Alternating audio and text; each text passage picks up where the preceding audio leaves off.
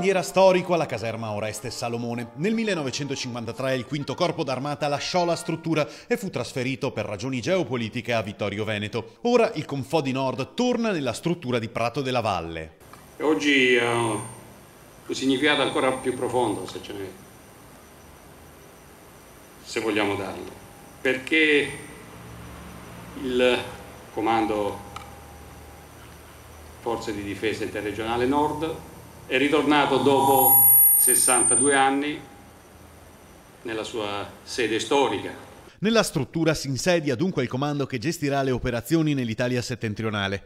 I sistemi tecnologici ed informatici di ultima generazione recentemente acquisiti consentono a tutti gli operatori di monitorare 24 ore su 24 i principali settori di intervento del comando nell'Italia centro-nord, tipo la bonifica di ordigni bellici, l'impegno nell'operazione strade sicure o l'impiego dei reparti dell'esercito in caso di calamità naturali.